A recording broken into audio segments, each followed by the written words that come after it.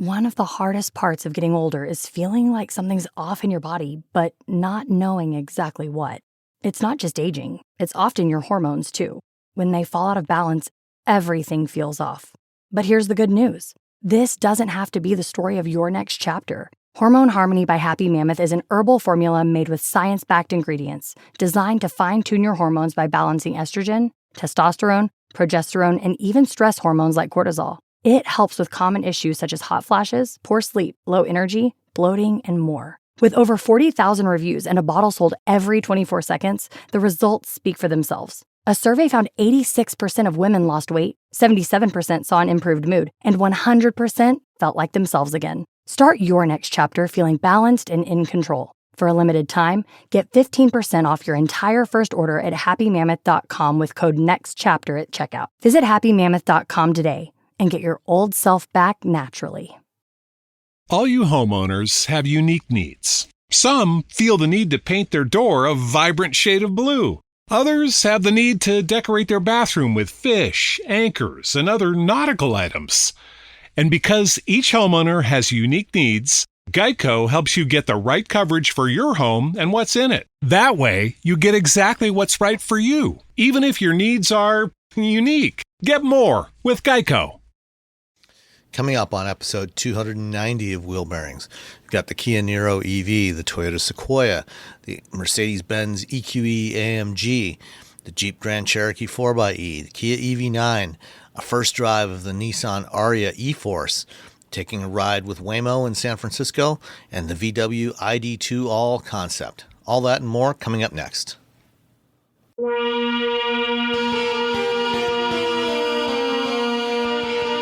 This is episode 290 of Wheel Bearings. I'm Sam Abul-Samad from Guidehouse Insights.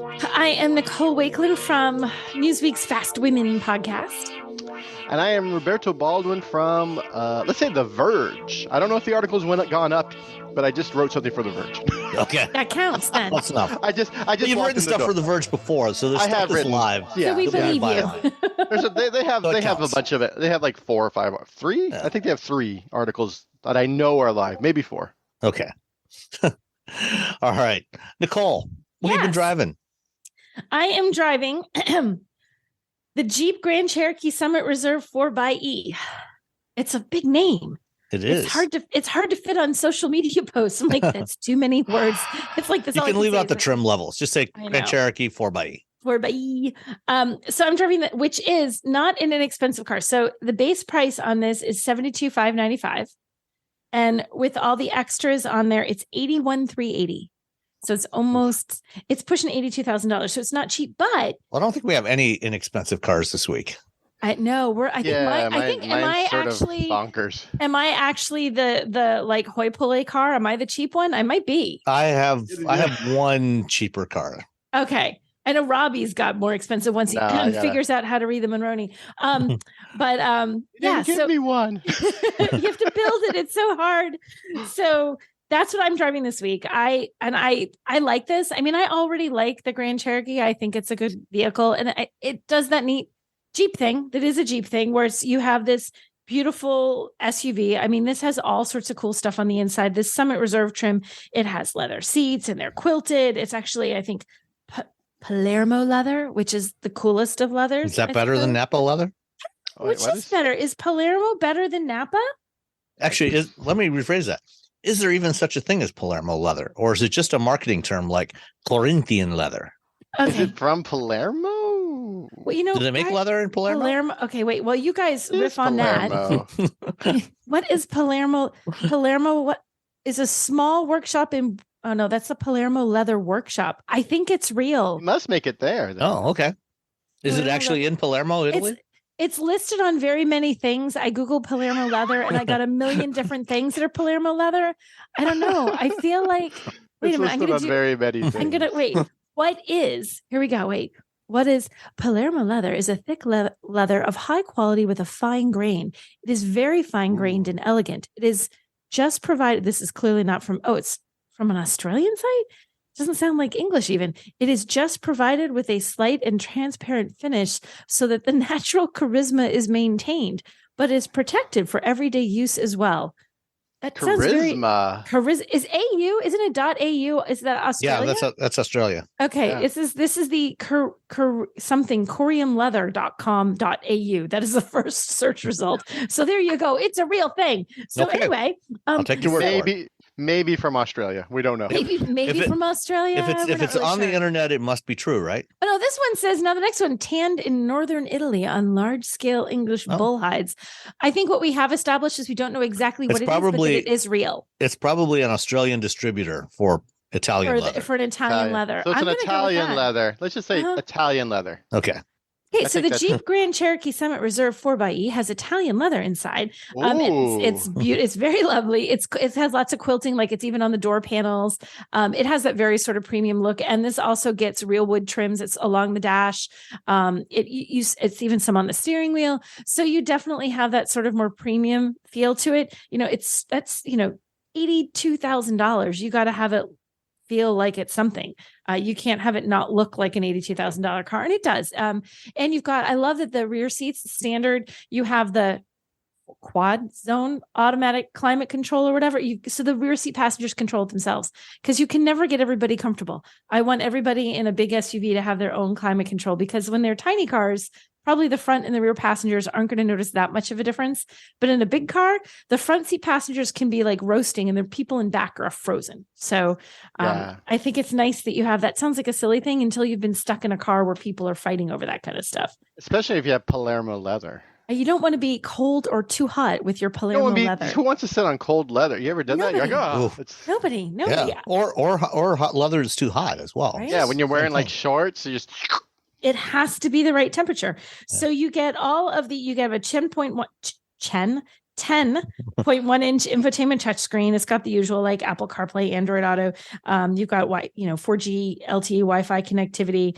It has a really cool, and I think it might be an extra. I'm double checking right. Yeah, yes, it is a 19 speaker high performance audio system. It's the Macintosh Audio, which has such cool the little. Yeah, it looks. Did you turn on the gauges?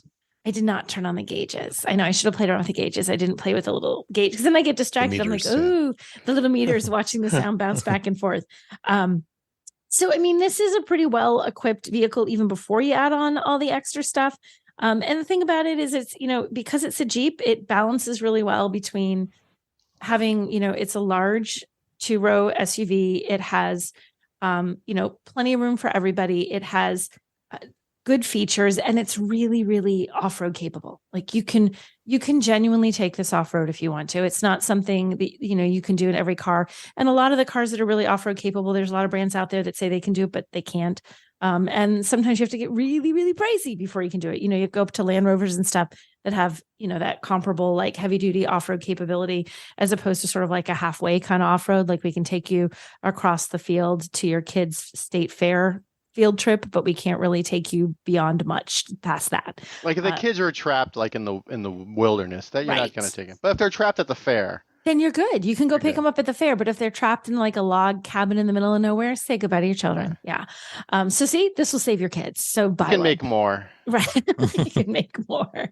And because it's a plug-in hybrid, you do get better fuel economy than you would with just a straight gas engine. So this goes for 26 miles per charge on electric only, which is not as good as some, but it's not fabulous, but it's not, I mean, I'll take the 26 miles, It's a biggie. It's a big, she's a big little car. She's big. So you're not going to get. Well, also, compared to a gas only Grand Cherokee, even when you run out of that 26 miles of electric range, that hybrid's going to be a lot more efficient than either the V6 or V8 Grand Cherokee. Right. So this gets what it's saying is the gas and electric combined is 56 mpge.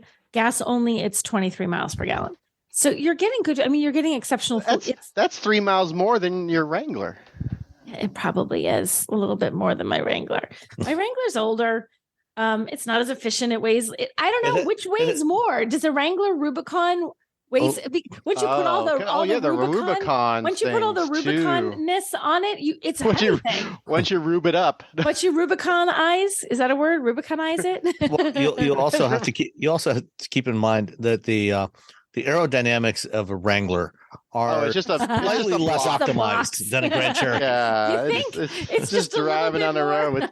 with a box on top of a smaller box with a smaller box on top. A box on top of a box, and and then you remove pieces of it, and then your box has open air and is even more airflow issues over it. And so it is a very inefficient but fun box to drive.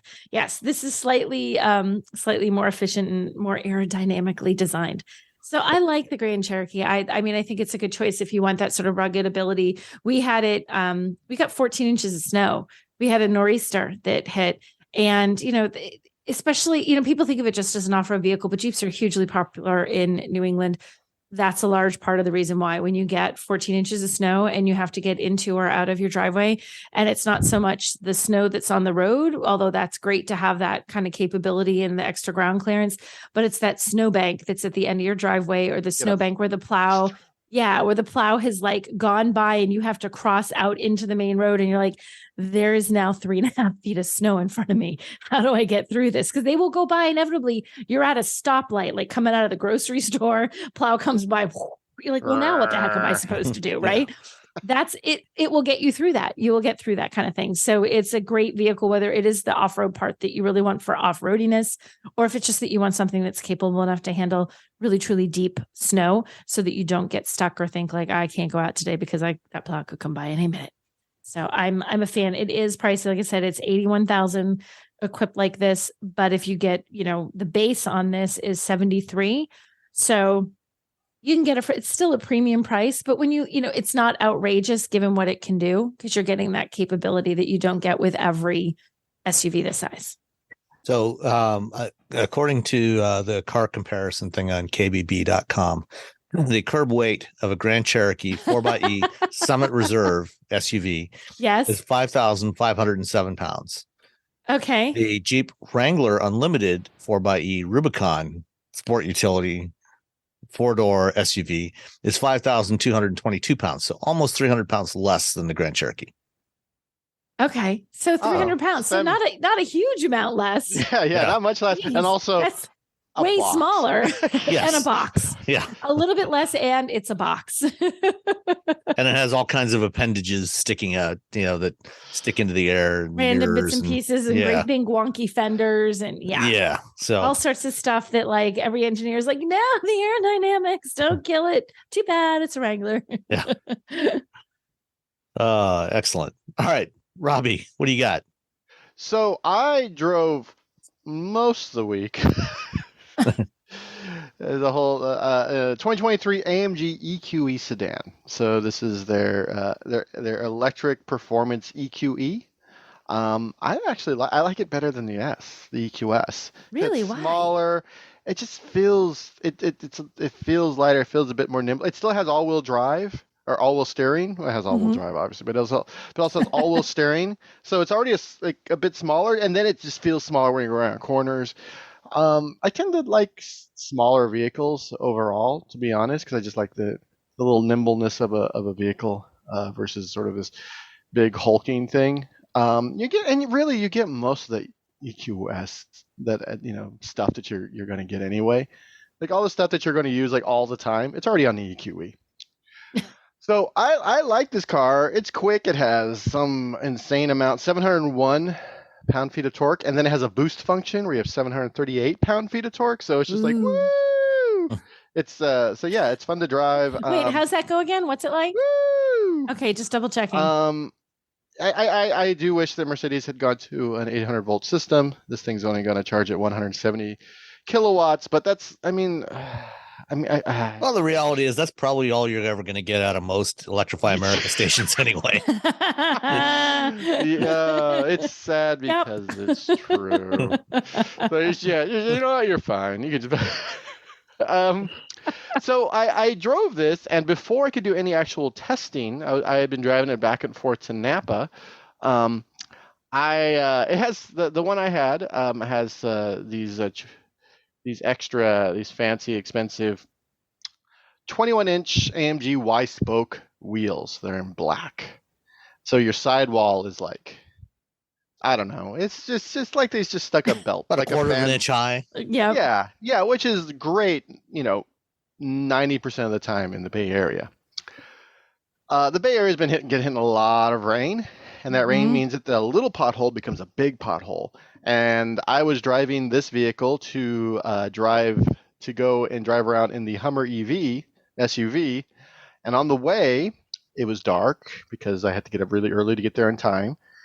And there was a pothole that I didn't see because it was shrouded by rain and darkness. Oh no! And I didn't break the wheel. The wheel was fine, but the tires shot. So I had about a 4-inch slice in the sidewall.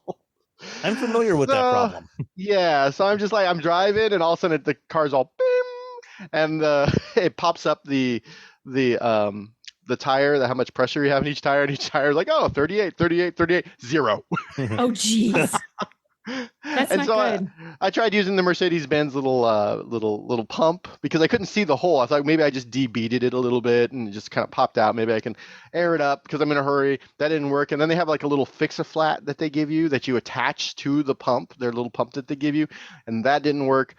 And I still couldn't, because it was dark and it was raining, I still couldn't see the hole. So I'm like, all right, I'm going to drive across the street to the Chevron station, park there, and then use their, industrial strength tire inflator.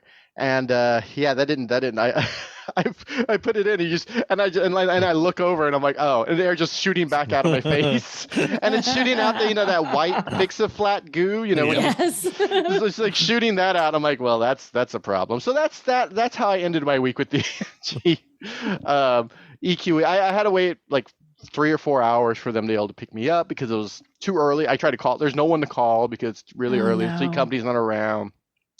I'm not going to call the guy and wake him up and be like, hey, I'm stuck here. Let him sleep. He's got enough to deal with. So I was just like, all right. And I had to call GMC and they were like, it's fine. Just get here when you get here. No, it all worked out. But if you have to be trapped in a car yeah, in a rainstorm, a Mercedes is awesome. It's not a bad car to be trapped in for a while. I just put the seat back and the Chevron station was a combination McDonald's. And I typically don't eat at McDonald's, but I'm like, hey, I'm here. I'll have McDonald's. But I was waiting for it to stop raining. And my phone tells me when it's going to rain and when it's going to stop raining. And it kept saying it's going to stop raining. And then it just wouldn't. Good luck with that. Rain forever. Rain forever. So I wasn't able to do a range. That was on it was on Tuesday. Tuesday was the really bad day, wasn't it? Yeah, because I was driving from Healdsburg back to San Francisco on Tuesday. Oh, that's right. They canceled part of your drive, right? Well, that was the day we drove the day before. We drove the Ariya the day before. So we didn't have that problem. But yeah, that same morning I was driving back to San Francisco for some meetings, and it was coming down hard. It was not messing around. I know for Ariya, they had like two legs to your drive day, and they canceled the second part because they said it was really bad. Like, nope, there's too much flooding. And I kind of, you always kind of think it's, an abundance of caution. It's not so bad. Well, I happened to be the one who drove the day after this. And when I drove it, it was open and we could drive it, but there were just these flooded signs everywhere. And you could see still mud that they had just literally well, we'll take a truck and push the mud out of the way, but we'll clean this up later. It was crazy. The road was just a disaster. It was really bad. Later that day out in the Hummer, I went to a road because they just gave me the Hummer because I was off. I was off book by that point. A little behind schedule. I took it to a road that I had already driven in with the Ariya and the EQE, and it was just, there's nothing. It was just dry road. Yeah. The day before, by the next morning, it was completely flooded. So I had to drive, and unfortunately, I was driving the Hummer, the SUV, and I was just right through. Yeah. I don't think that violates it's heavy enough that hydroplaning is not really an issue, I take it. Yeah.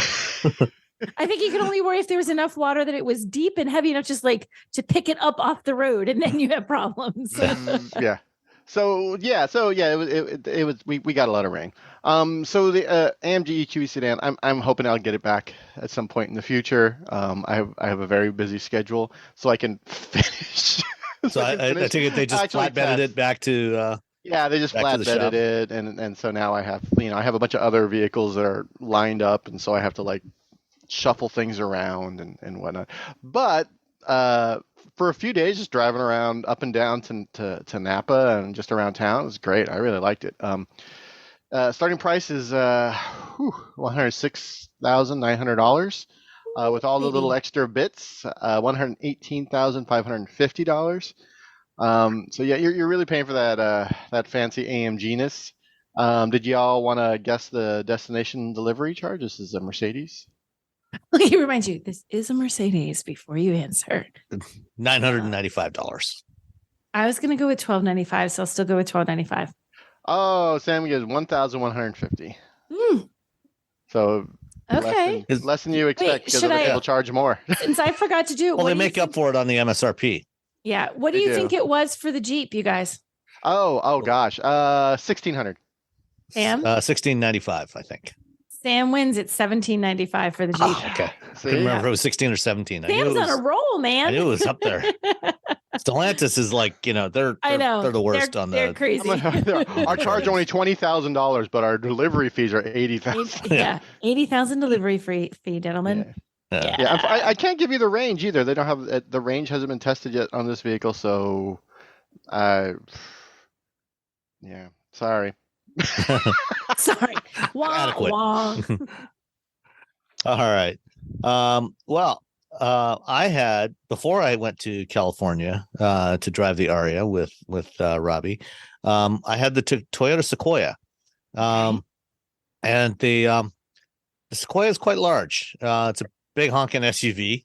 I mean, it's named after a giant tree. That's true. I want that in the ad. I want it to be like the Toyota Sequoia, big honking vehicle. like I would buy that. And it has a very, very large grille, which we've talked about before in the context of the Tundra. It's based on the Tundra platform.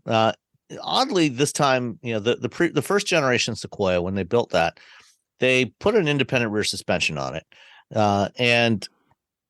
while the Tundra still had solid rear axle.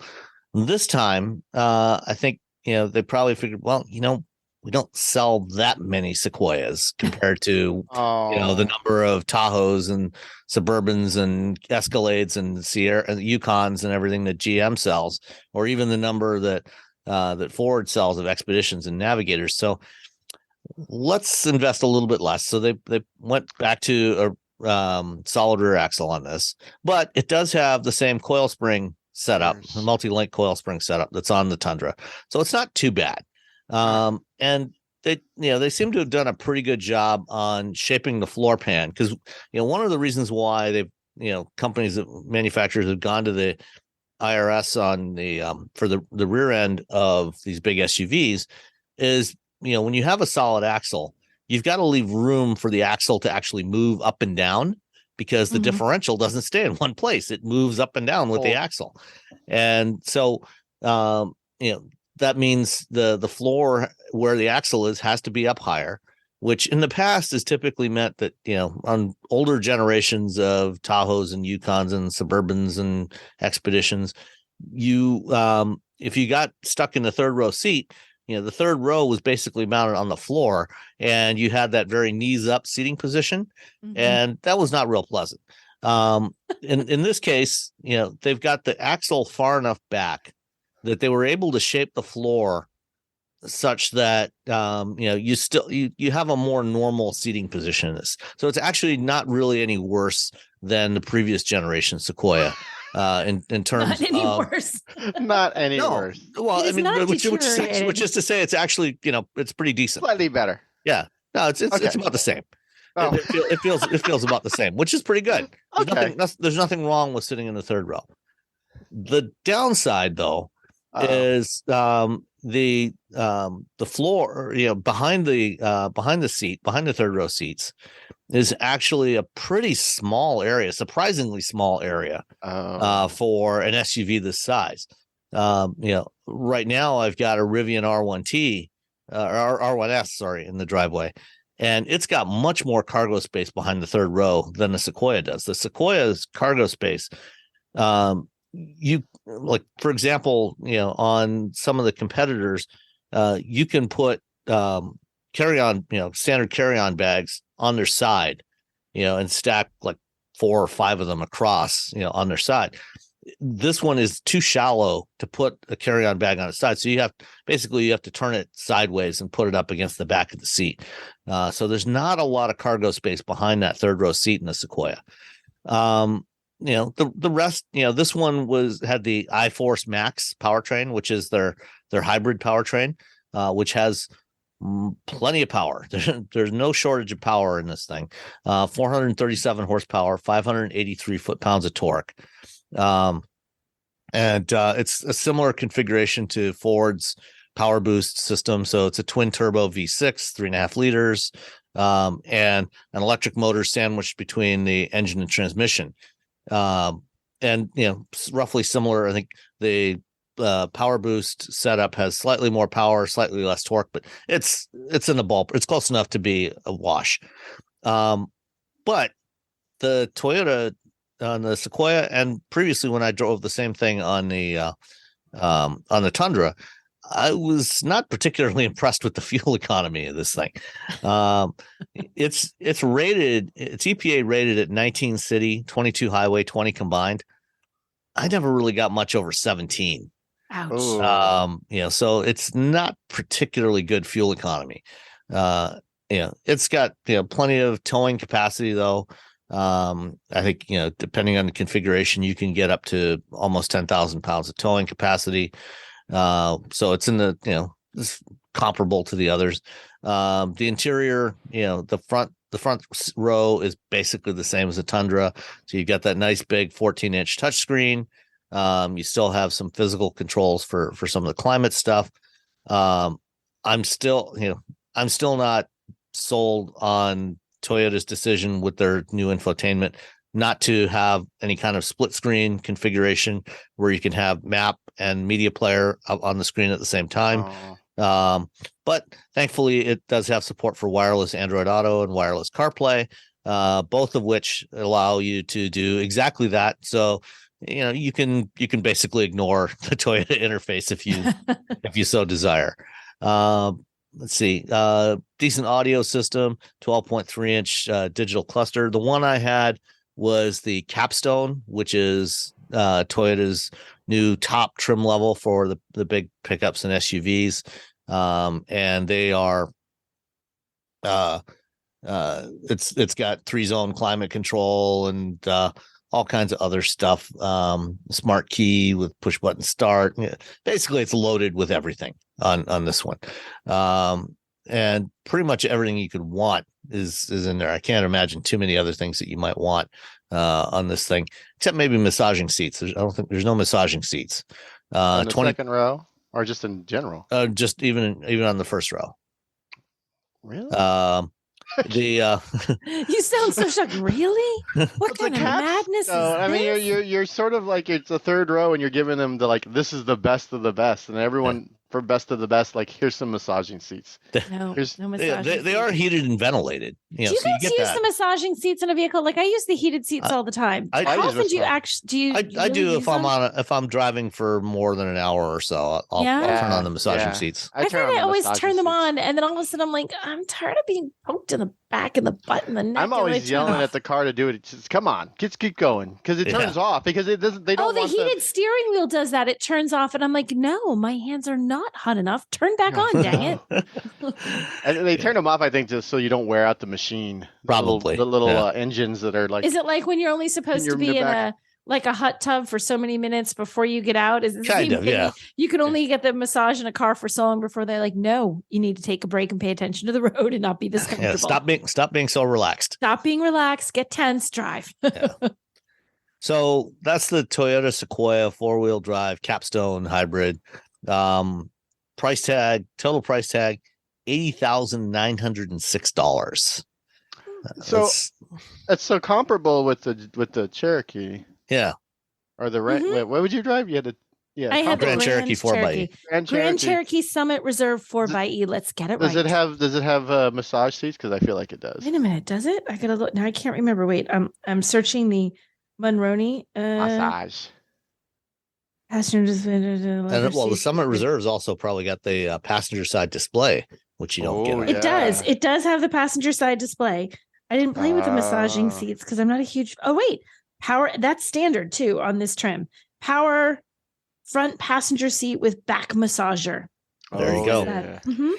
So guesses on the delivery charge for this $81,000 Sequoia?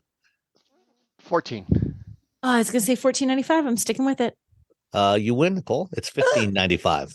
Man, I'm on a roll of losing today.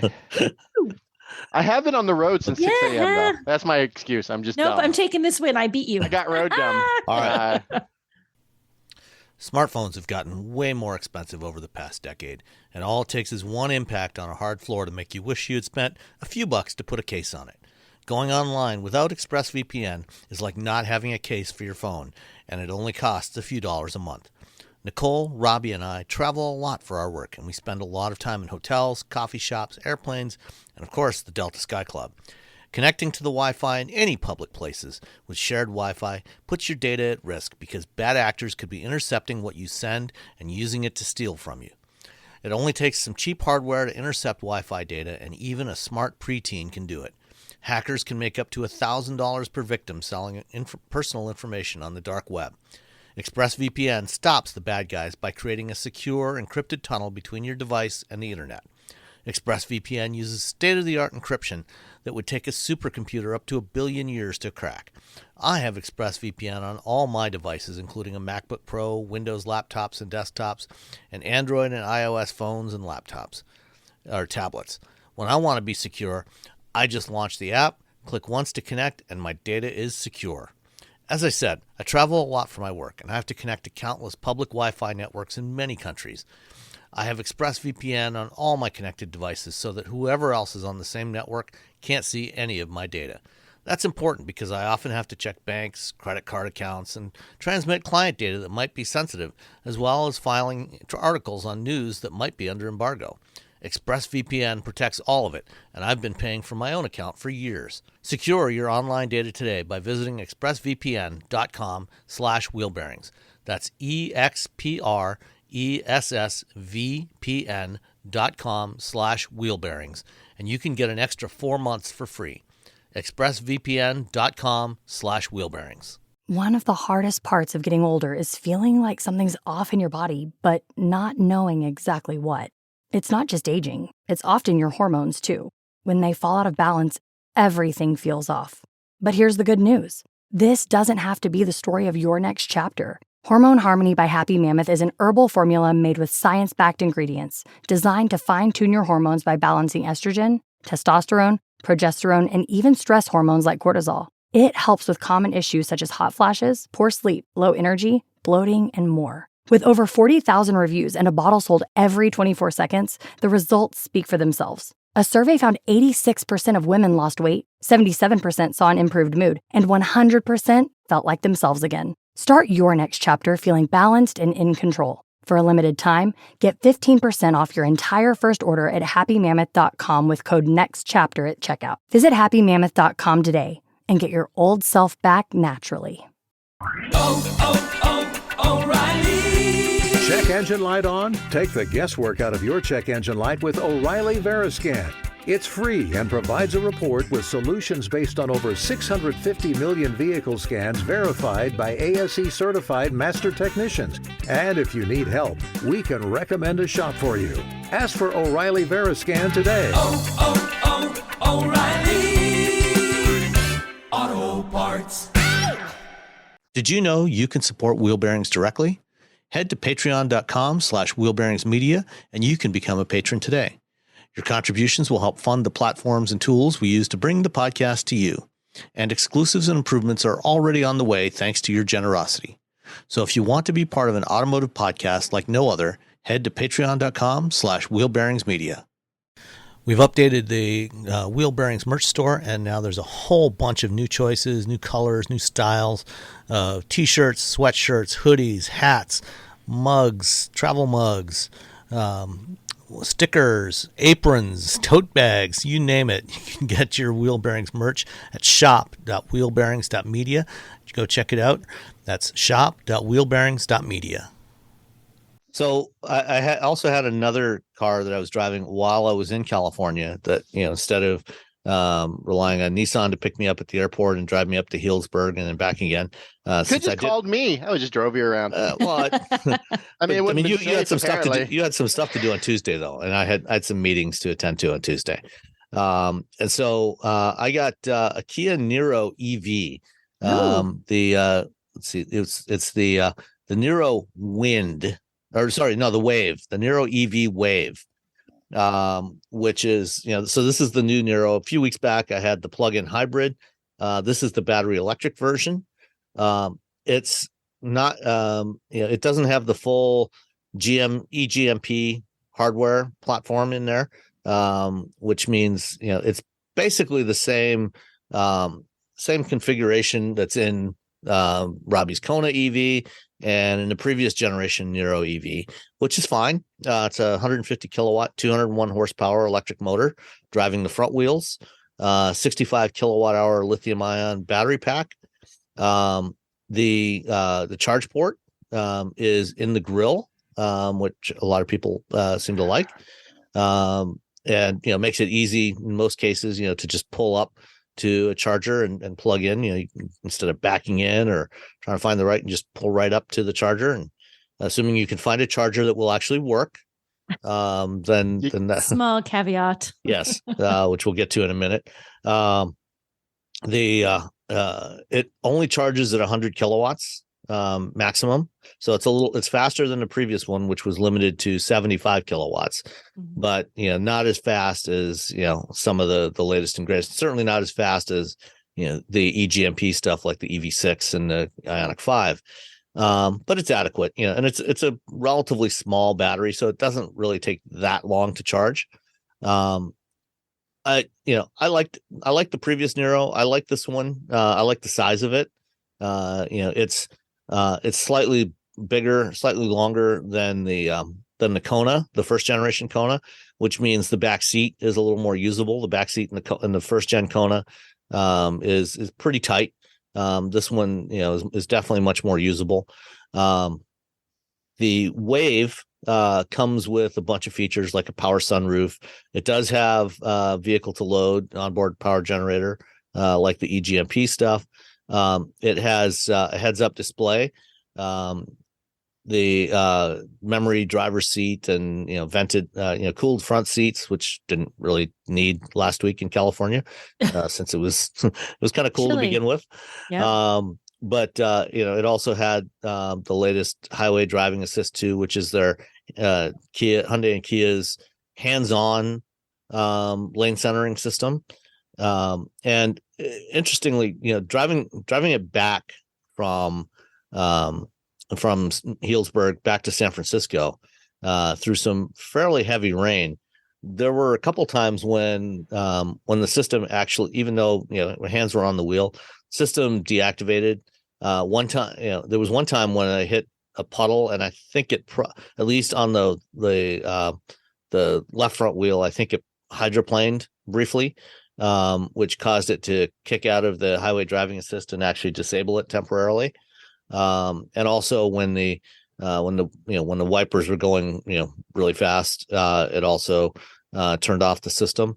But otherwise, this thing is generally pretty pleasant to drive. One thing I noticed with this one, though, is when using the adaptive cruise control or the highway drive assist, it seemed to it was not as smooth in braking and doing a speed control as I've remembered in the past with the system. It was a little more jerky, so it seems like it would wait a little bit longer and then kind of get on the brakes harder.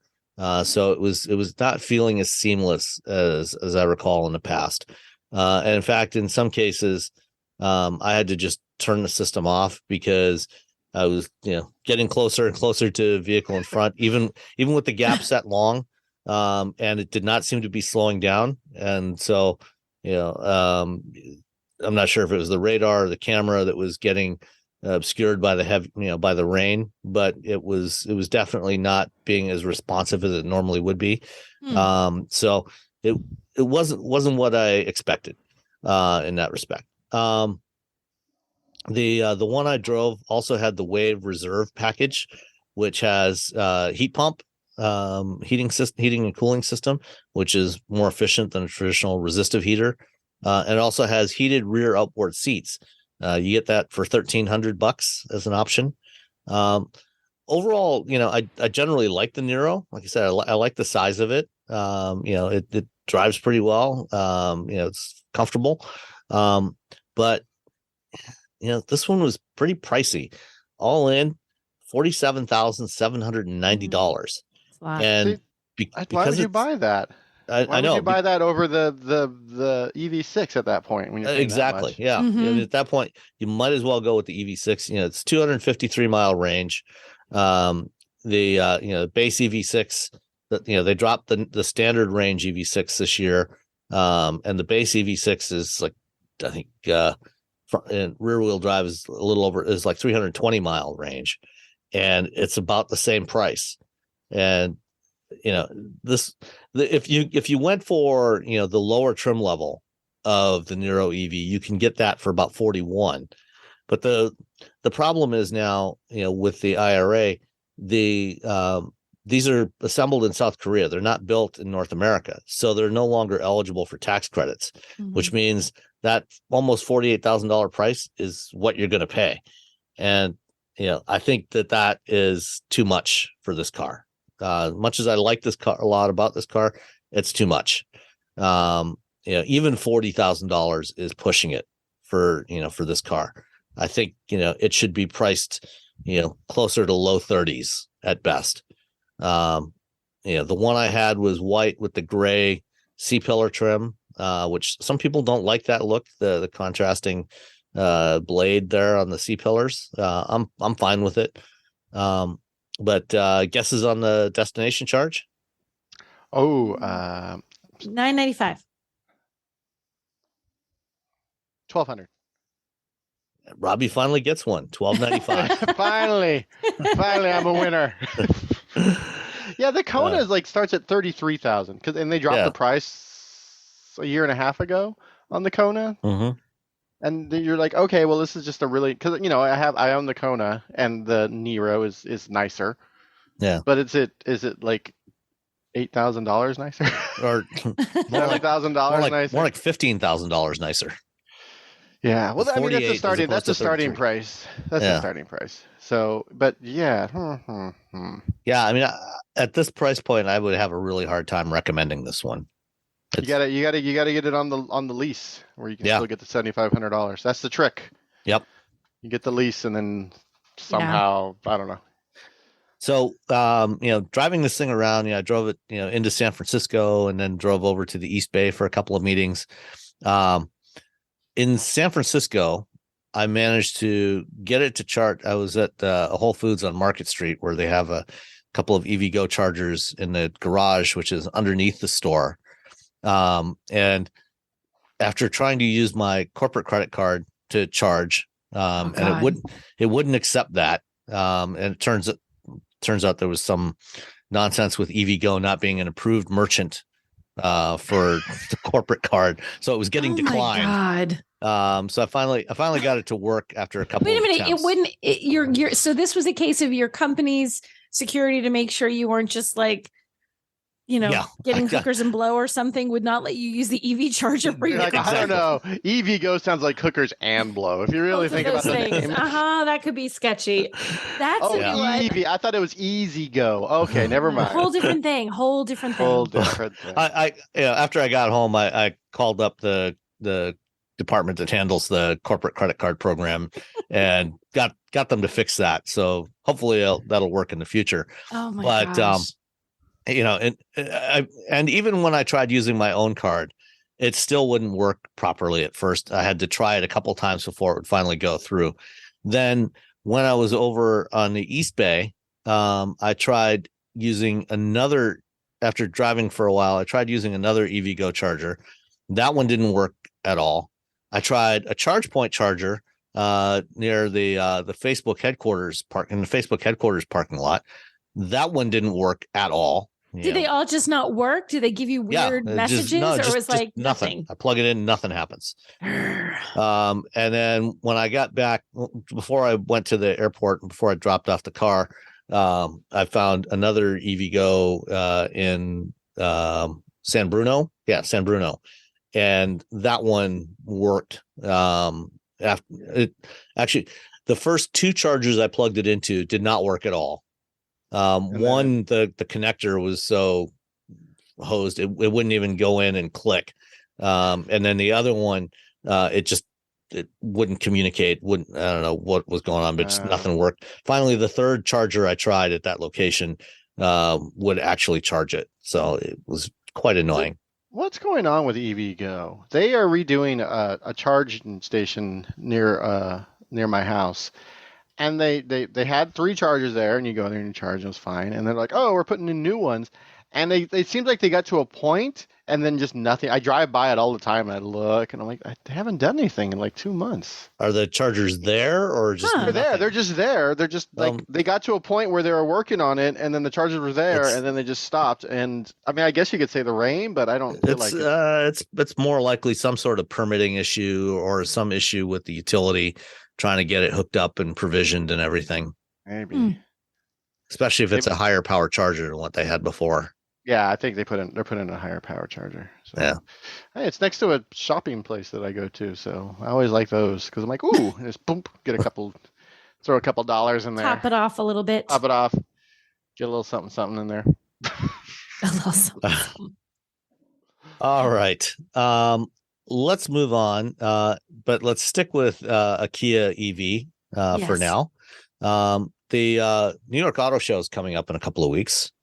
And probably one of the highlights of the show is going to be the launch of the Kia EV9, which, Nicole, you have seen in person. I did. When they flew me out to Korea earlier this year, it was to get a first look at the actual non-concept versions, basically, of the EV9. They had a couple of them there for us to look at. They had the designers there to talk to us about all of the different design decisions that were made about it. And yeah, it was great to get a first look at it. So I got hands-on time with the new EV9. Did they drive you around in it, or just like show it to you? Nope, there was no driving around it. We were allowed to get in it, but we weren't allowed to drive around in it. They were just static in the warehouse that they had taken us to. So no driving around in it, unfortunately. Did you get to sit in the second row seats facing backwards? I didn't play with the second row seats backwards. I sat in the third row. I sat up front and got to play around with the infotainment and to see the 3 screens that they have, because there's like a large instrument cluster. Then there's a large like traditional infotainment screen, and there's a little tiny screen like wedged in the middle that just controls, I believe it just controls the HVAC. So you've got like this very long expanse of screens across the dashboard, but they are very, like, the clarity is really good and the responsiveness is really good. That can say, you touch them and you get exactly what you want the first try around.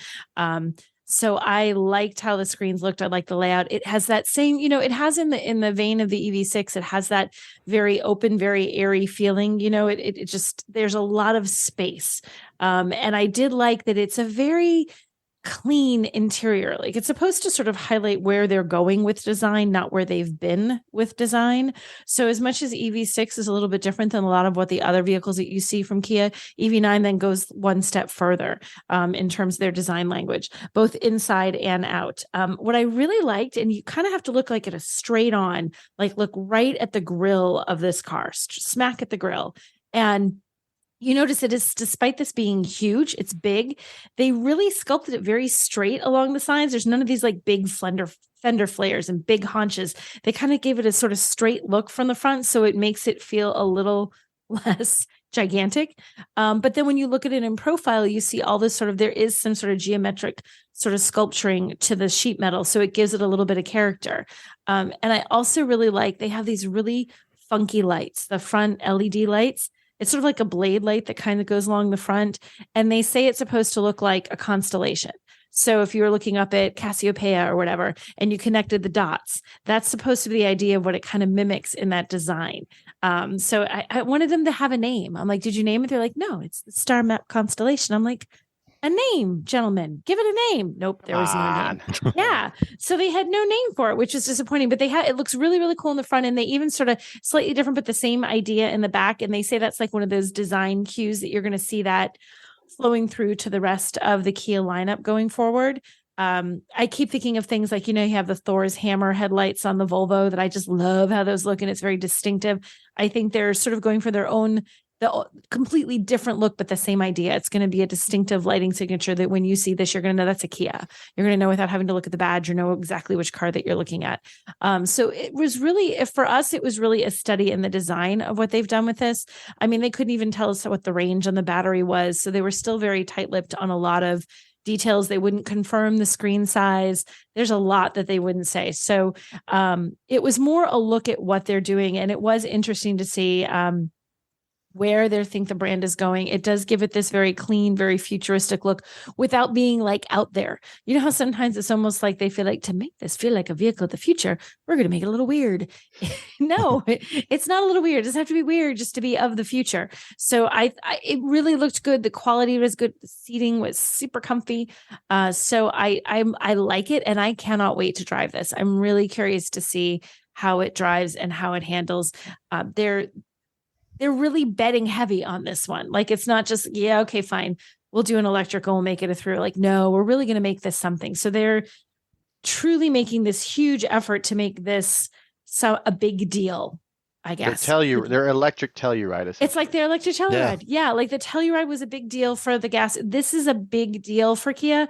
And I don't feel like corners were cut. Like, they kind of went all in with design. I feel like once we get all the numbers, I feel like the numbers are going to live up to that too. I can't imagine they would have spent all of this time with all these creative and interesting and unique design elements and then like, let's phone it in when it comes to battery.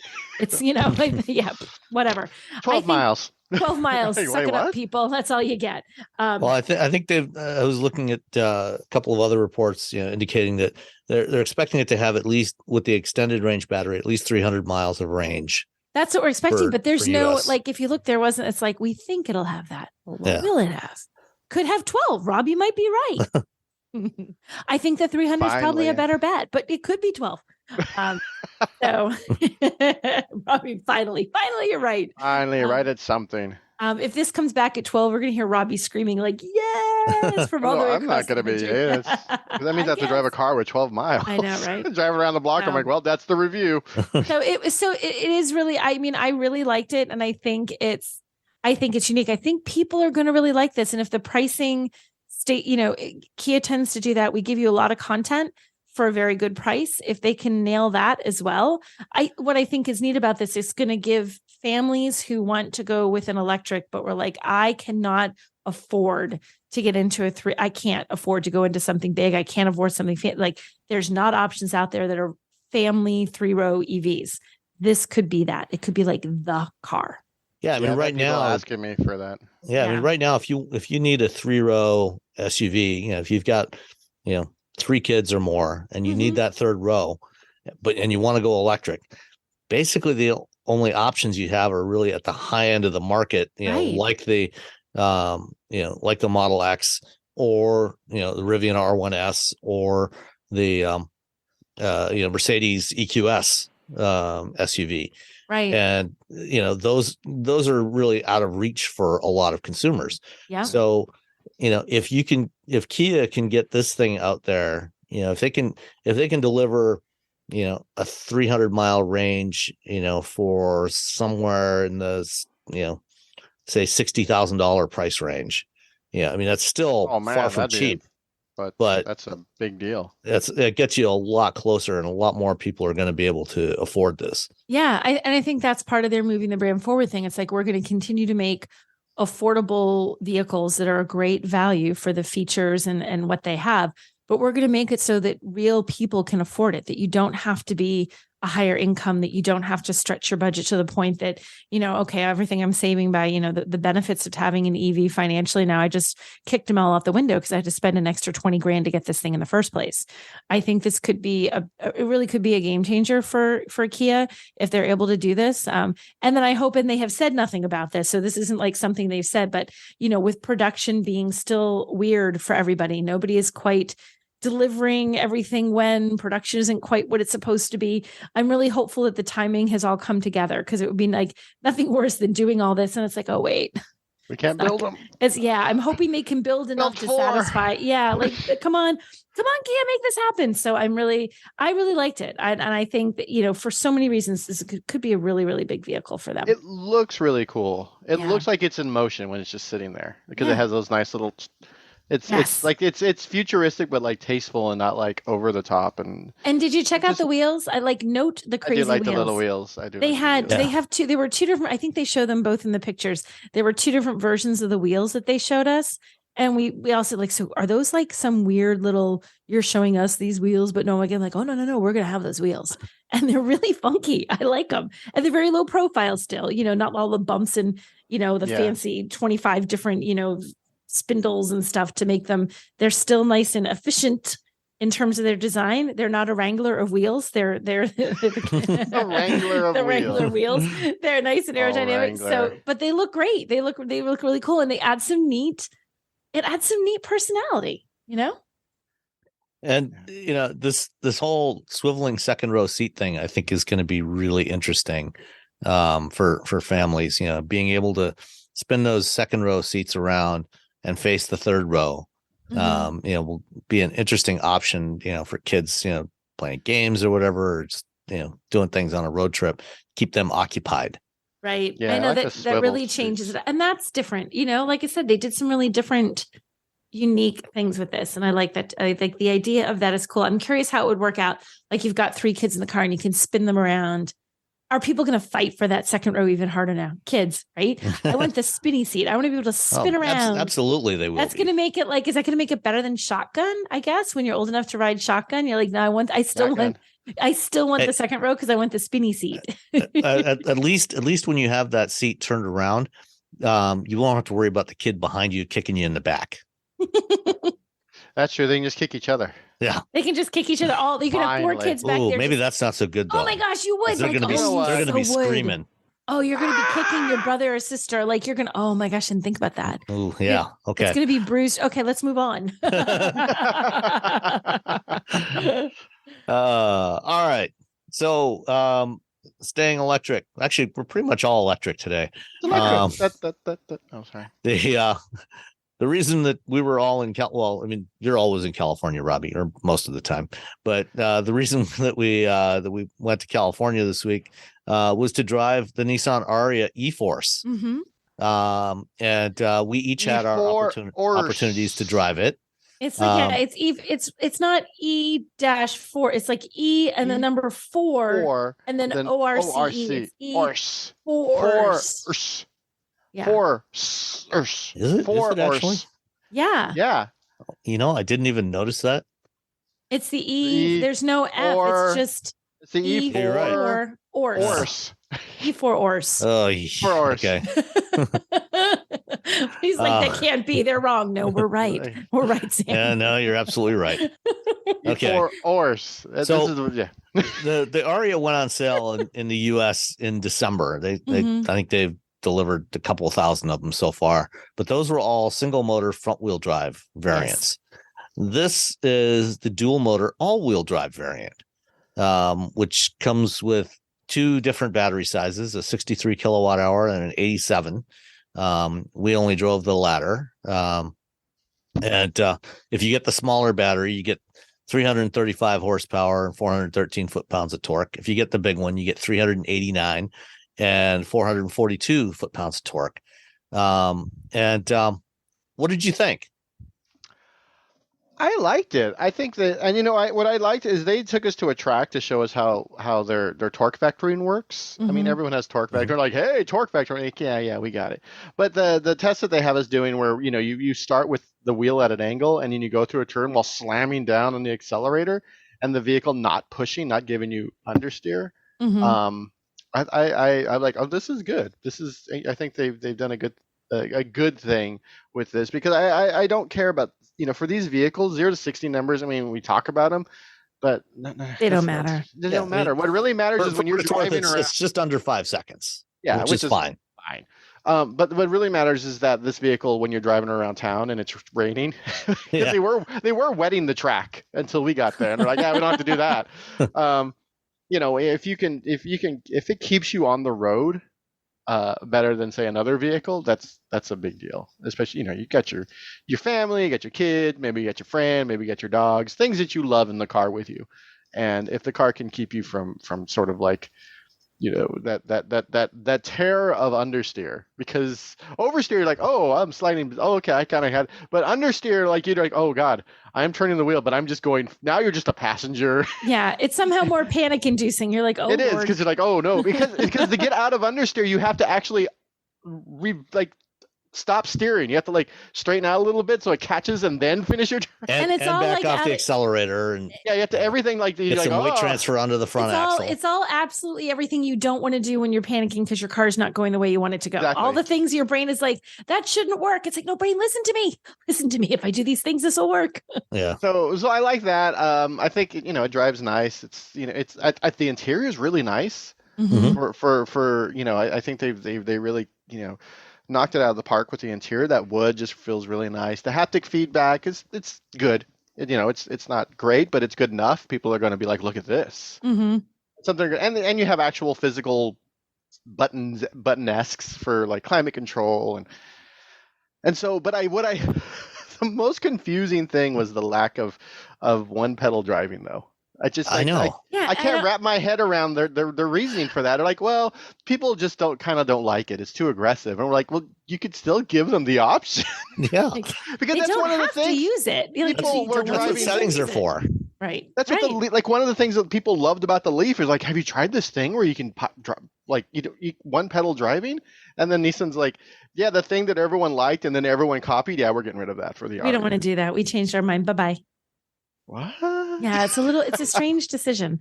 I'm sure there's a reason that comes down to marketing and blah blah blah blah blah blah. But it was kind of a weird decision. I would agree. Yeah, and then the fact that the center console moves backwards and forwards, I like that. Why? Because I think it looks cool. Because I was looking, I'm like, oh, there must be some extra space underneath. But okay, so because it just moves back, and I'm like, wait. I like that. That's one of the things I like. So it has the center console, of course, it has your like cup holders and I think there's a spot for your cell phone or whatever, but the padding for the armrest is also on there. So if you're, depending on where you have your seat adjusted and your height, if it's in the wrong spot, if you have to pull your seat too far forward, the armrest is behind you. If you're a tall guy, so you probably if it's too, that doesn't happen. Right. You know what I mean? You're all the way back. I'll give it up for that, but right. So if you're short and you move forward and you're like, it's weird. It's at a weird angle. I've had armrests where it's like 2/3 of the way back on my arm. It's like an elbow rest. I'm like, that's not what I want. I want it to be for my arm.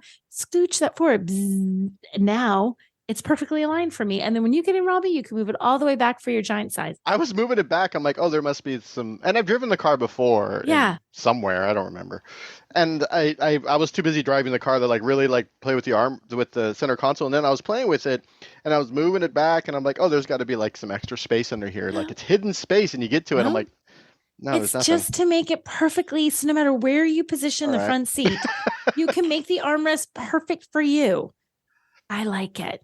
That was one of the things I liked. Oh, I like the drawer. I like the drawer. I like the little drawer. No, I like the little drawer. I like the little hidden drawer. Perfect spot for a cookie. Yeah, you put your cookie in there. You can put your weed in it. Like all the things you want to hide. There's these two little buttons on the center console, and you push them, and instead of having under the center, there's still a glove box, but right under the center, it comes out. There's a lid and it holds stuff in it, and then you boop and it goes back. But the little lid serves as a table too. So if you were sitting, you could put your drink or whatever. If you're sitting, whatever, it's like a little table, it's a little automatic deployable table, and drawer and hidey place for my cookies. What else? Oh, you know what? The Pro Pilot 2, when you kind of trick it into, because it was raining and they told us if the windshield wipers are medium or above medium. Great. More than intermediate. More than intermediate. Then it turns off. It doesn't give you the hands-free portion of it. But when it was working, it worked. I place it in between better than Blue Cruise, but under Super Cruise. It's not as ping pong is Blue Cruise, but it's not quite as smooth as Super Cruise. I think that's good probably job. Good job on Nissan on that. Yeah. It's because Super Cruise is still my favorite. I loved Super Cruise. It's just smooth. And one of the things I really liked about their implementation of Pro Pilot 2 So this is their hands-free system. When we talked to Kelly Funkhauser, one of the things a few weeks back, one of the things that they talked about from their testing of driver assist systems, and the reason why they rated Blue Cruise above Super Cruise is because it doesn't go just from ACC to hands off, but it kind of goes in stages. So you have hands on lane centering and then hands free lane centering, and this does the same thing. So when you press the ProPilot button on the steering wheel spoke, at first it comes on in just ACC mode. And then depending on the conditions, it'll judge, okay, can I do lane centering? Are there lane markings? Great. Then it goes to the lane centering mode with hands on. And then if it determines that it's on a highway and it uses maps, actually uses the same map database that GM uses for Super Cruise. It's from a company called Usher. And then, if you're on a highway, it will allow you to go hands free. But what the thing that Nissan really did so much better than Ford is the HMI, the human machine interface. Mm-hmm. So if you have ProPilot 2.0, the heads up display is standard equipment on all the models that have ProPilot 2.0.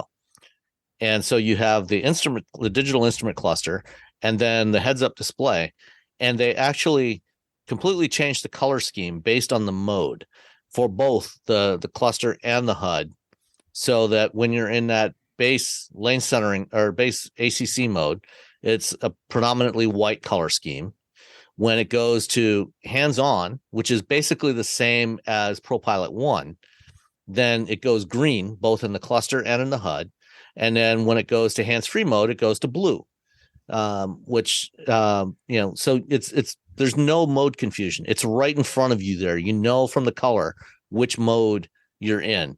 And it's much easier to tell what the current state of the system is than it is with Blue Cruise. And I think they did that really well. And it transitions smoothly back and forth, depending on the conditions. So, as we were driving down the 101, when there was little or no rain or light rain, and it was allowing you to go hands free, go to blue, go hands free, just sit back, keep an eye on the road. Still got the infrared driver monitor camera looking at you to alert you if you're not paying attention.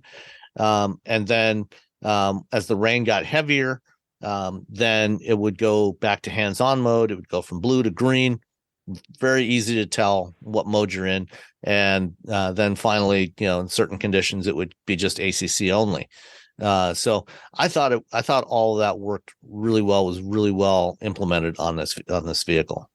Yeah, I still kind of wish they put a little bit something on the steering wheel, but it's the fact that it's on the HUD and the HUD is standard. Yeah, that's the best. They told us that the light bar would do it, but then the light bar didn't come on. I don't know what's going on. I think it has to be nighttime. You don't really see it. There's an ambient light bar all the way across the dash that matches those colors. And in the daytime, you don't really see it. At night, apparently, you can see it. Yeah, so, I was trying to I was doing this where I cut my hand over it and turn the lights on. I'm like, I'll forget it because I'm parked at that point. I'm like, well, this isn't a real test. Yeah. So, and then if you turn the lights on, the lights dim. Anyway, I think Nissan is good for them. They've been digging themselves out of a hole for the past year or so. And I think this is, for a company that had the number one selling EV in the world for a while, to just sort of not do anything. I think this is a good return to them, to the EV world. Yeah, I mean, they were kind of first to market with a mainstream modern EV with the original Leaf in late 2010. And then they did nothing until late 20 for 11 years or 12 years, when they finally launched the Ariya. And unlike the Leaf, this one has a CCS charge port for DC fast charging instead of CHAdeMO. So now Nissan is going with whatever is the local standard. So in Japan, if you buy an Ariya, you get CHAdeMO. Here you get CCS Type 1, which is what we use here, and then in Europe you get CCS Type 2, which is a slightly different version for their 3-phase power. The charging is not as fast as say eGMP because it's the 400 volt system. So it's only 130 kilowatt. And they quote for quick charge from 10 to 80%, it'll take 40 minutes, which is more than twice as long as what is theoretically possible with the Hyundais and Kias. Yeah.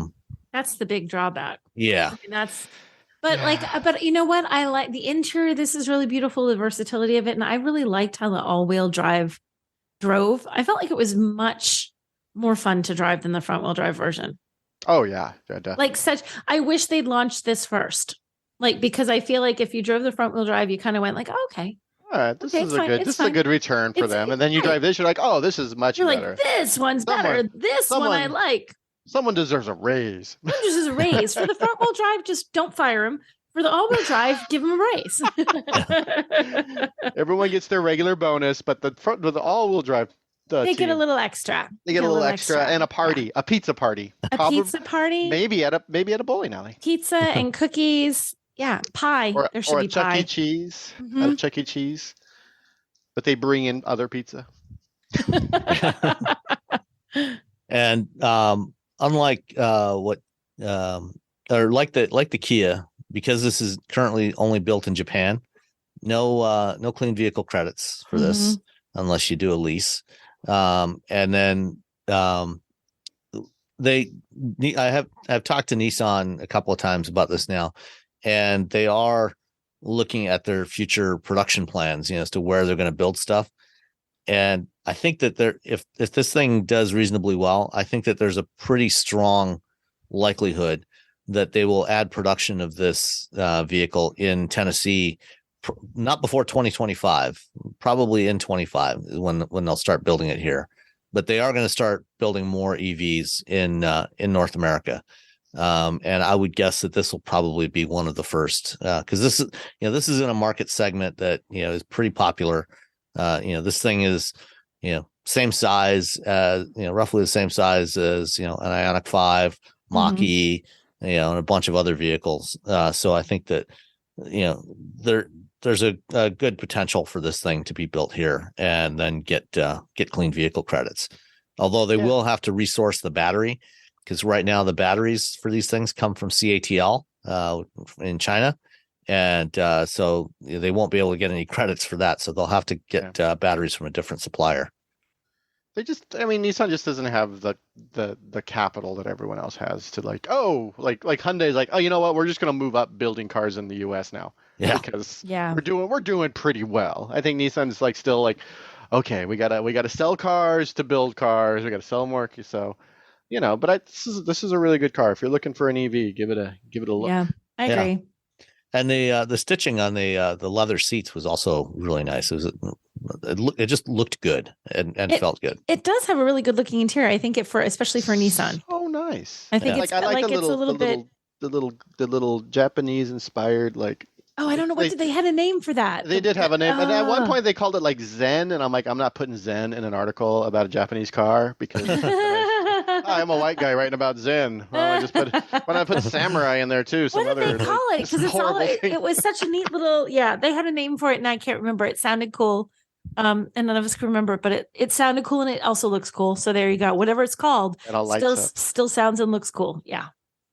Have you ever killed a houseplant before? Don't worry, you are not alone. But what if I told you you're not destined to be a plant killer? What if I told you could not only fill your home with gorgeous, luscious, happy, thriving plants, but live a happier life through caring for them? Hey, new plant friend, my name is Maria. I am a former plant killer turned happy plant lady and host of the Growing Joy with Plants podcast, where it is my life's mission to help you grow happy plants and thrive alongside them. Because when you learn to care for plants, you really learn to slow down, connect with nature, and nurture yourself too. Each week, I share expert tips, inspiring conversations, and soulful planty wisdom to help you grow a greener, happier life. So if you're ready to turn your plant struggles into plant joy and get the green thumb you've always dreamed of, search Growing Joy with Plants wherever you listen to podcasts and hit subscribe. That's Growing Joy with Plants podcast. Let's grow some joy together.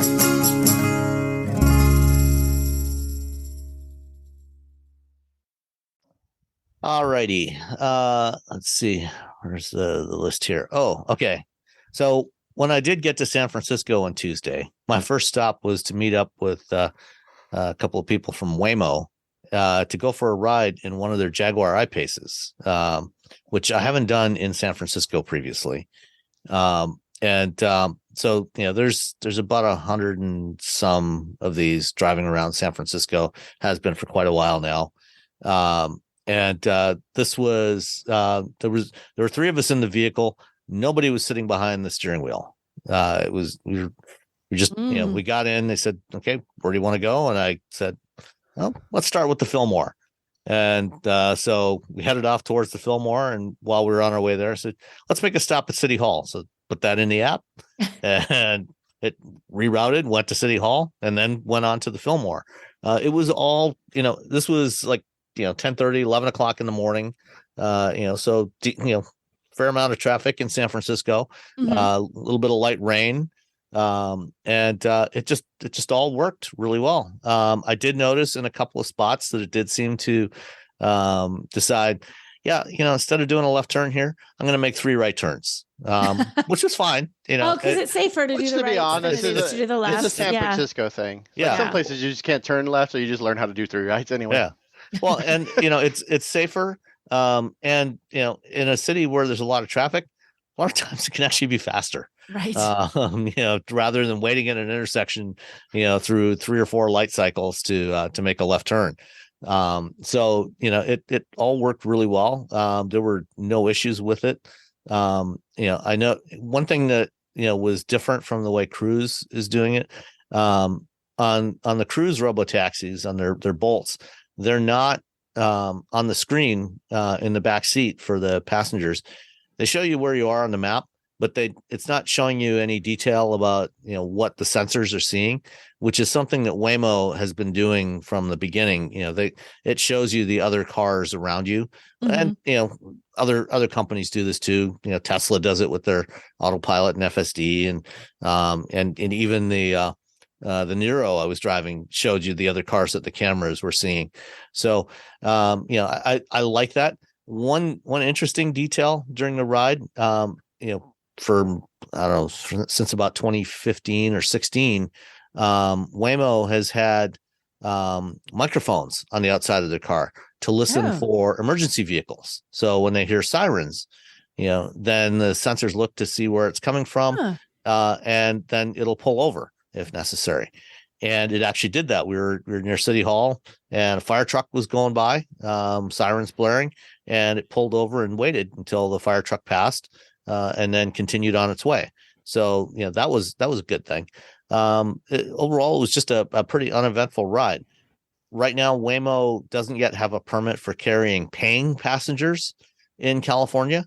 They're hoping to get that soon. They do have permits for carrying non-paying passengers as part of their early rider program, and they also carry employees. So it's they're making good progress. This is something that is slowly becoming a real thing. That's really cool. That's good. I'm glad to hear that it was a positive experience. Yeah. All right. Last item before we hit a couple of listener questions. The VW ID2 All concept. Why they're calling it that, I really don't know. All? It just looks like it's ready to go. It's just ready to go. I don't know why they're saying concept. Like what is concepty about it? They have like reflectors on it. What is concepty? Like I would like your conceptiness defined, please. If you look in the interior, it has like all the little buttons it's supposed to have. What is concepty about this vehicle? Well, because the production version is not coming till 2025. I guess. So it's going to change between now and then. Yeah. Well, probably not much. I don't think they're going to change much of anything. A little tiny bit, just a little bit. I'll probably have to put like a different, like reflectors just like for different. Skosh. A skosh. A skosh of change. It's going to come out as a pickup. Yeah. That's going to be a full-size 3-row SUV. We made a few changes, guys. Whoa. This is actually going to be the Scout when it arrives. So they claim that it has as much interior room as a VW Golf, which is nice. That's more than adequate for most people. Mm-hmm. And the really important thing about this is the price is supposed to be less than 25,000 euros. So about $25,000. Yeah. And okay, so there's 280 miles of range with the WLTP cycle, which means about 230, I guess, with EPA. 230 for 20. That's That's Yeah. I mean, just bring it over here so people can buy it. Yeah. Right. Give us one, please. Give us the Bring it to us. Try it. ID2 all. ID2 all. What is it again? I already forgot the name. ID2 all. ID2 all. Yeah. To Just all? call it the ID2. All. To all. Twall. What does that mean? For Are we saying it everyone. right? Is it It's like for the weird everyone. things like where force is like force, but it's force? What else could twall? Twall. ID tall? ID2 No, twall. Twall. No, is it a name or are they saying to all? To all. It's to all. It's for everyone. To all. All for everyone? people. Oh, Could All be. people. Everybody can afford one. All right. Everybody can Yeah. afford one. Okay, Okay. fine. It's We'll for go with that. all. So this has a new iteration of the MEB platform. It will be the first with front wheel drive. So right now, if you get a 2-wheel drive ID3 or ID4 or Skoda or any of the other variants that they sell in Europe, the 2-wheel drive versions are all rear wheel drive. This one will have it in the front, have the motor in the front, and presumably they will stack all the electronics and everything in there in the front, which will provide probably for a little bit more rear seat room, without having the motor back there. 166 kilowatt, 224 roughly horsepower electric motor, which you're talking almost GTI power levels there. Yeah. And like you said, 230, 240 miles of range for 20, under 25 grand. Can't complain about that. Yeah, that's a deal. Yeah. Are they just gonna like tease us? Are they waiting for people to say yes? I have the story about how the ID3 didn't show up here, right? I've said it on here where they gave Volkswagen Germany told Volkswagen America they could have the ID3. All they had to do was sell 20,000 units, and Volkswagen America's like, no. We want to make a big splash with the ID4 because that crossover segment, it's a big segment. So they didn't want to sort of just like, oh, here's the thing, and then here's our big crossover. They really wanted to make the crossover sort of the centerpiece, and so now that's why we don't have an ID3. But I mean, the ID2 all, I mean, other than like if they made it a cabrio, Robbie loses his mind.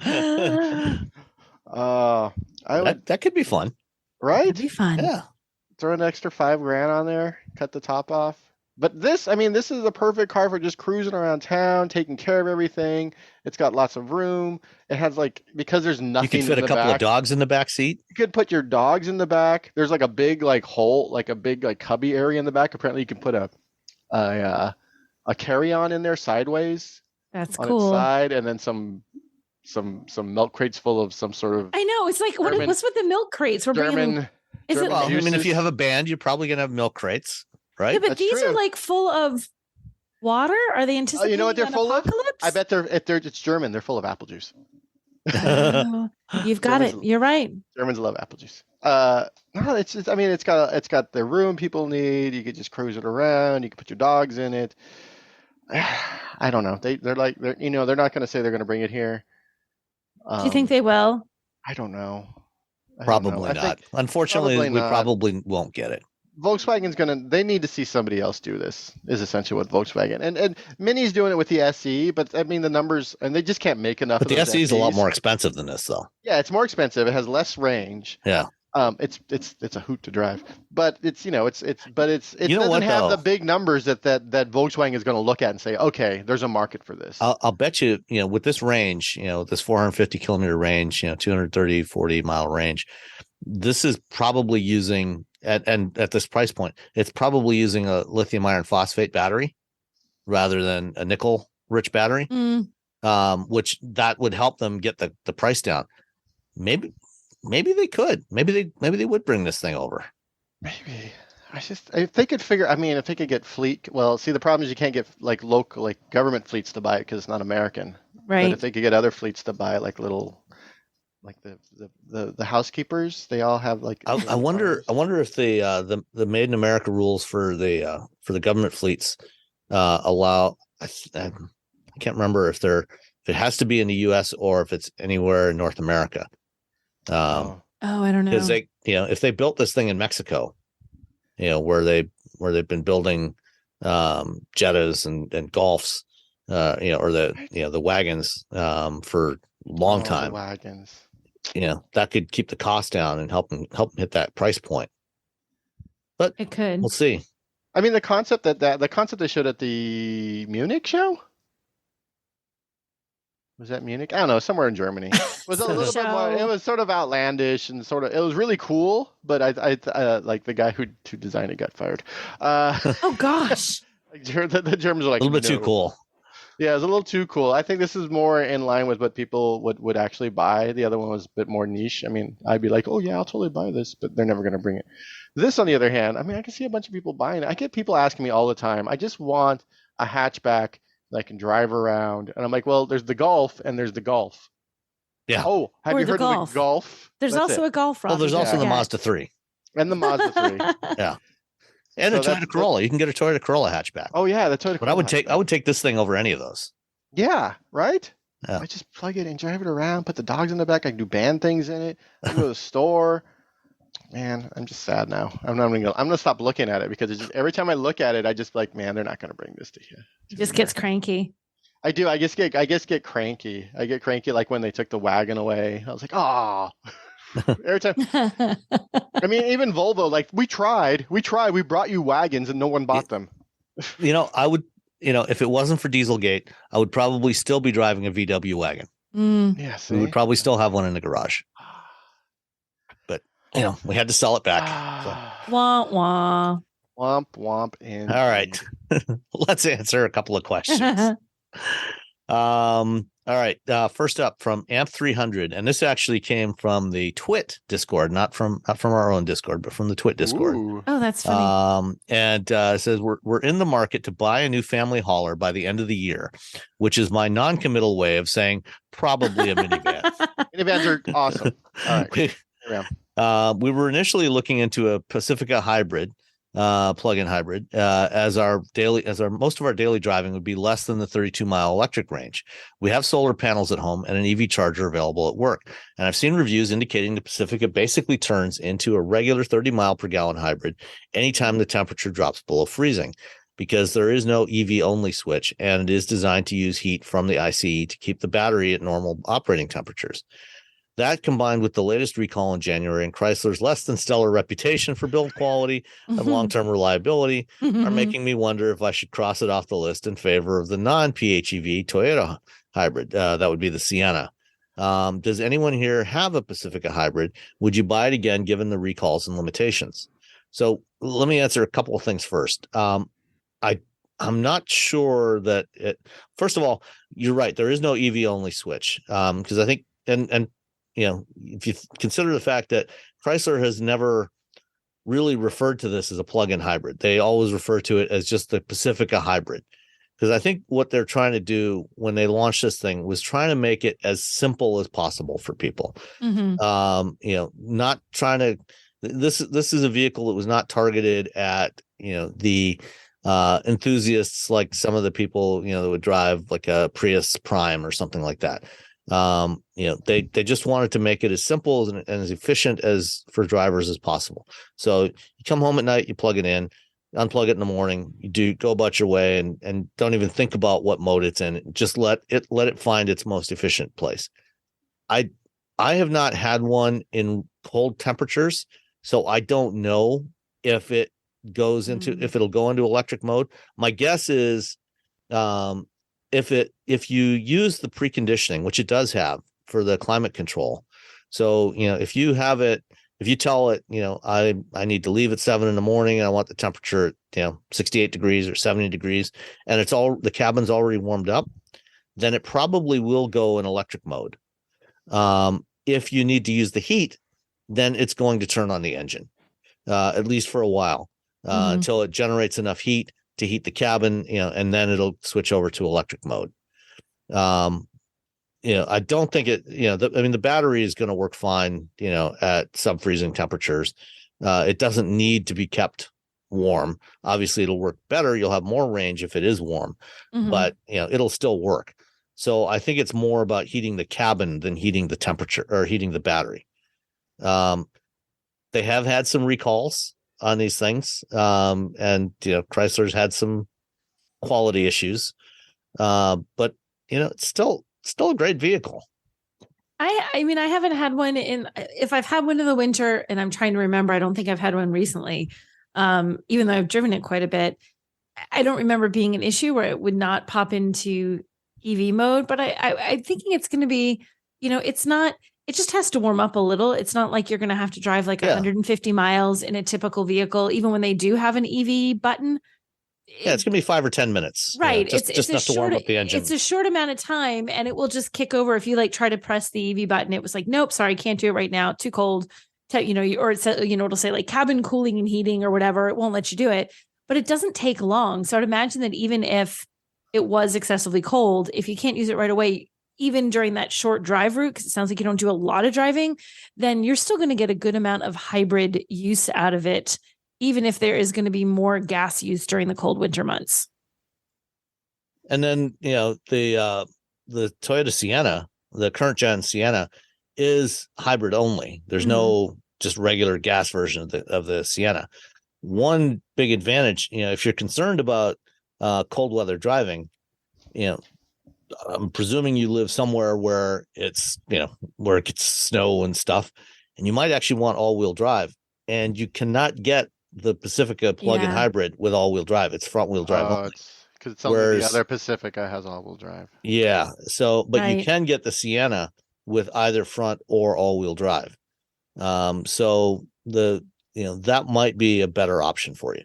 Now, while I greatly applaud, your recognition that a minivan is the best family hauler form factor, there are some other options for plug-in hybrids in the crossover space. The Kia Sorento is available as a plug-in hybrid. The Hyundai Santa Fe, and the Sorento is a 2.5 row. It's got a third row. It's a little on the small side. But the Santa Fe is also available as a plug-in hybrid. So depending on how much size you need, there are some options there for plug-in hybrids in the crossover segment. Yeah. But get the minivan instead. Yeah, definitely. Just get a minivan. It's awesome. Just do it. Much Just room. Get the minivan. So much room for activities. Yeah. So if you're concerned about reliability and quality with the Chrysler, just get the Sienna hybrid. Yeah. All right. Next up, Sam Greenwood. What are some good automotive news sites? All the ones I write for. Just straight up automotive news, like newsy news, like that's a tough question. Yeah. You want like which executive has just left or been named to the board of blah blah blah, or do you want a review of the vehicle? Yeah, so hardcore like in the weeds, like business stuff. The site is actually called Automotive News. Yeah, that's truly it. That's the one that gives you all the autonews.com. I think of Automotive News is kind of the Wall Street Journal of the car world. It's just all the that's details, a good way to describe it. Yeah. Yeah. It does have a subscription, so you'll get like one or two articles, and then after that you got to give them a little something if you want to get all. Yeah. But on the other hand, that does help them pay for a lot of good journalism. They pay their reporters well, and they have a lot of people on their staff. And they've been hiring people. So, if you want good news, you gotta pay. They pay really well for freelancers. I haven't written anything for them, but they told me what they paid, and it was good. Oh, that's good. So Automotive News. If you're looking for like enthusiast site, there's The Drive. Of course, there's also Car and Driver, Road and Track, Motor Trend. Those three are sort of the big three for like 1,000 years. I like Motor One. I think Motor One gives a good Motor combination of like reviews and news and fun stuff. They have a good balance. Yeah, Motor One's really good. I like that. I've written for Motor One too, so samesies, which is not why I was pimping it out, but I do like it. yeah, the team over Motor One, they're nice people. They do some good stuff. For them, there's a lot of actually really good sites out there.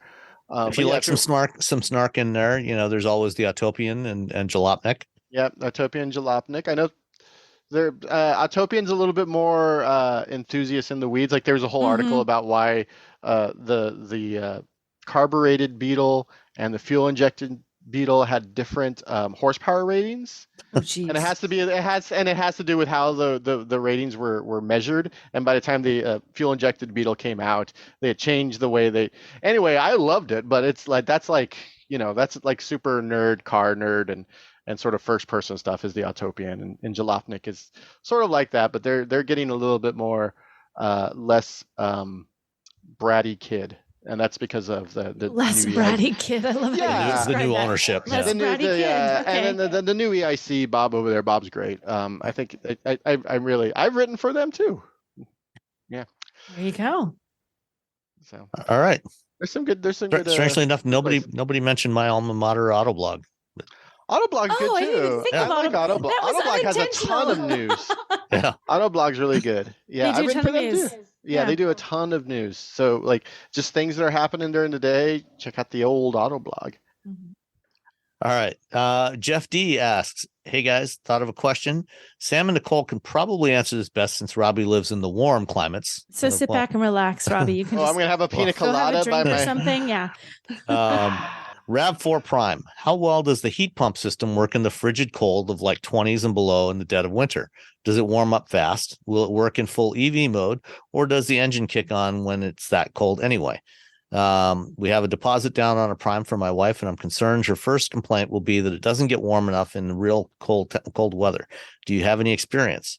Well, I have not driven a RAV4 Prime in winter weather, so I don't know. Have you had one? No, you know Nicole? what? I have not driven one I've driven it when it's cool, but not like this frigid, like, oh gosh, things are not going to work because it's too cold weather. But I think it's sort of the same, kind of like we were talking about with the Pacifica hybrid a second ago. You know, the heat pump is going to warm something up. It's going to make it a little more quickly that you're going to be able to be drive it like an EV, and it's going to be fine, but you're still going to notice, I guess, performance issues when it's cold. Initially, it takes a few seconds for electric anythings to kind of find their footing when the weather is cold. Will they still work? Yes. Are you going to notice that it's not as great as when it was a nice balmy 70 degrees? Yep. You are going to notice the difference, but I don't think it's a difference that's so big that you think, oh God, I can't even drive this because it's wintertime and it's horrible. I don't think that happens. Yeah, and I think 20s and below. I mean, if you're getting down towards zero, a heat pump is going to have limited capability there in terms of generating or getting the heat. And so most likely, if you've got the heat turned on in those conditions, it's like I said, it's going to be like the Pacifica. It's probably going to run the engine for a few minutes until the engine warms up, generates, heats up the coolant, and then then it can shut off, and the heat pump can take that and get the heat from that into your cabin. So it will be more efficient.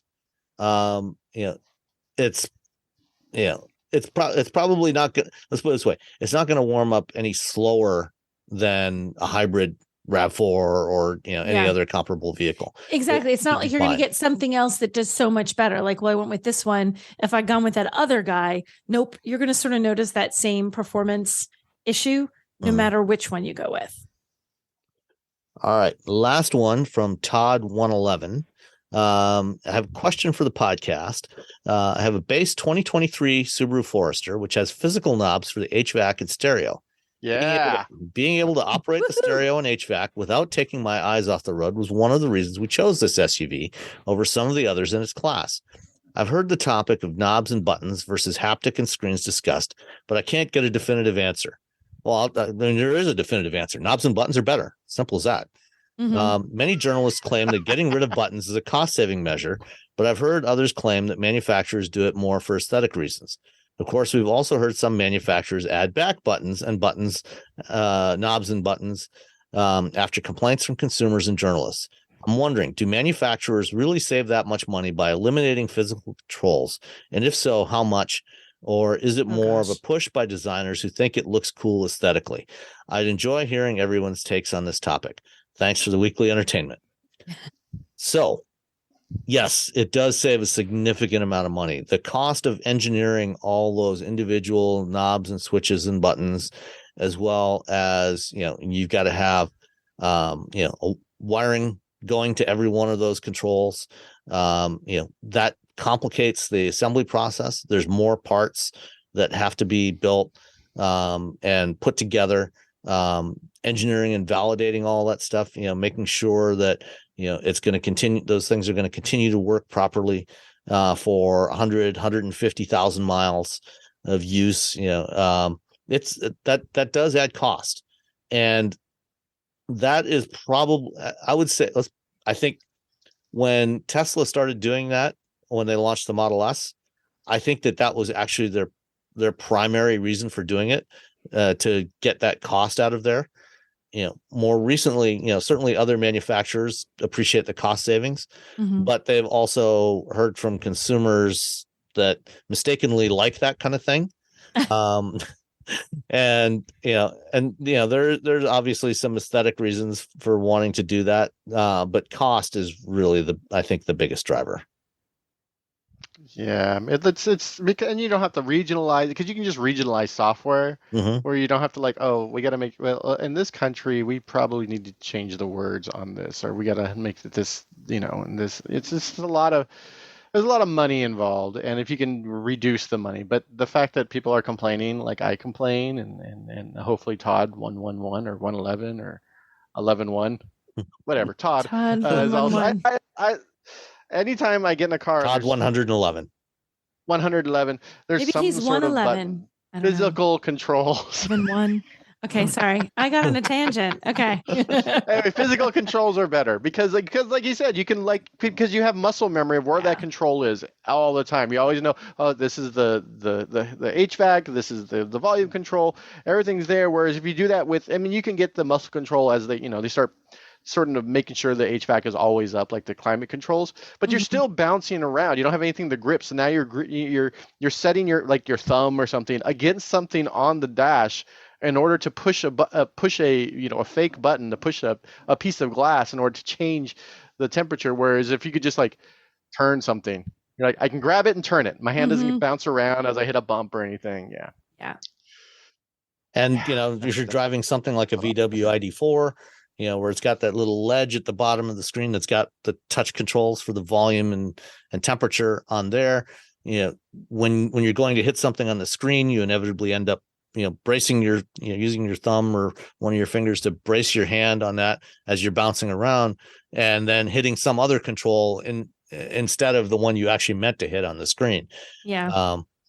The haptic stuff, like what Nissan's got in the Ariya, works reasonably well. Especially the ones that are on the console, because you're not reaching out to hit those. You still have to look down at them to find them because you can't do it by feel. Yeah. But at least you do get some feedback that it's registered that you've pressed that control. So that helps, but I'd still rather have physical controls. I'd rather have physical controls. If I could, I just when you have to.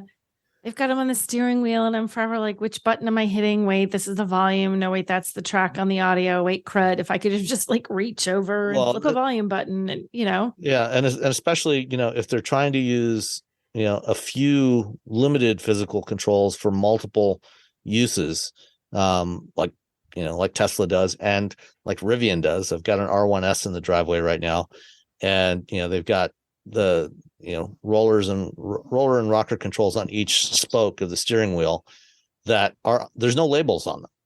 And I am not a fan of the multiple things doing different things depending on what mode you're in, because I forever think that's what I want to reach to Am I turn in the right off mode? No. Yeah, and you're like, oh, I'm turning the volume up. Nope, I just turn the heat up to lava temperature. Oh wait, it's confusing. It's not intuitive at all. Just give me a button that does a thing or a knob that does a thing. That's what I want. That's what I want. Mm-hmm. Yeah, totally agree. All right, Team Todd 111. 111 team. How do you say? I need to know. I don't know. 111, 111, 11 110. I don't know. I don't know what this name is. It's too confusing. Todd, pick a less confusing name. Don't be a Volkswagen. Okay. Team Todd. Just say Team Todd. Team Todd. All right. Thanks, everybody. We'll talk to you next week. Bye. Bye. Taxes was taxing. Now taxes is relaxing when you file for free. I can file for free. TurboTax Free Edition. Roughly 37% of filers qualify. Simple Form 1040 returns only. See if you qualify at turbotax.com/free. I can file for free. Now this is taxes. File for free with TurboTax Free Edition and get your maximum refund. No schedules except for Earned Income Tax Credit, Child Tax Credit, and Student Loan Interest. See if you qualify at turbotax.com/free.